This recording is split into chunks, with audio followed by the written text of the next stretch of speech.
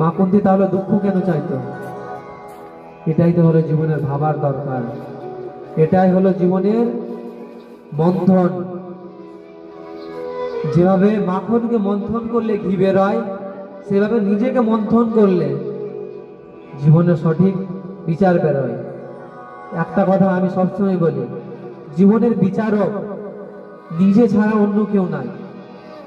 কারণ নিজে কি কর্ম করেছি, কি আমার দ্বারা কর্ম হচ্ছে, সেটা আমার ছাড়া বেটার বা ভালো কেউ জানে না। কেউ আছে যে আমার চাইতে আমাকে ভালো করে চিনে? কেউ বলতে পারবেন? আমার চাইতে আমাকে কেউ ভালো করে চিনতে পারবে? আমি জীবনে কি পাপ করলাম, কি পুণ্য করলাম, কি কাজ করছি, কেউ চিনতে পারবে?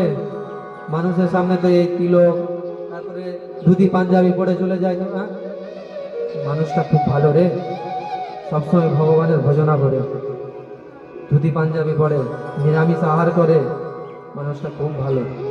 মানুষ তো এটাই বলবে। কারণ কি? আমরা দেখাবাদে বিশ্বাস করি, তাই বলে কি করবো না? না, অবশ্যই করবো।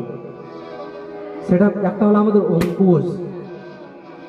আমাদের যে এই ধুতি পাঞ্জাবি আর তিলক, এটা হলো ভগবানের প্রতি শরণাপন্ন আর অঙ্কুশ। এটা থাকলে আমাদেরকে খারাপ কাজে যেতে চারবার, না করলে চারবার বাধা দিবে। কি আমি যদি এটা করি তাহলে মানুষের মধ্যে প্রভাব কি পড়বে? ধর্মের এত বড় হয়ে সে খারাপ কাজ করছে, কিন্তু বিচারটা কে করবে? আমি গোপনে কাজ করে নিলাম, কেউ জানলো না, এরকম অনেক কাজই হয়। গোপনে কাজ হয়ে যায়, কেউ জানতে পারে না।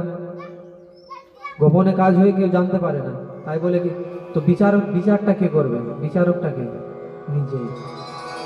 আমরা দেখবেন সবাই নিজে এটা লক্ষ্য করবেন, সবার জীবনেই হয়েছে। যদি আমরা কোনো খারাপ কাজ করতে যাই কিনা, তাহলে আমাদেরকে মন বিবেক একবার বাধা দেয় কি যাস না রে, ওটা খারাপ কাজ।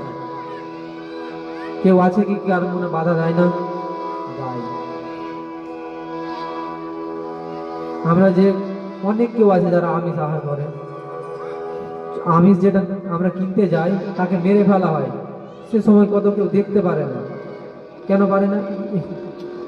জন্তুটা কত ছটফট করছে রে জ্বালাই, আমি দেখতে পারবো না, রক্ত বেরোচ্ছে, আমি পারবো না, কিন্তু বাড়িতে এসে খাই।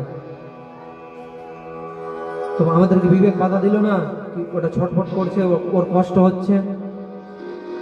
আমাদের জীবনের লক্ষ্য এটাই কি মানুষকে কষ্ট দিয়ে সুখ ভোগ করবো? না, জীবনের লক্ষ্য তো এটাই, সবাই সুখী থাকে, সর্বসন্ত নিরাময়া।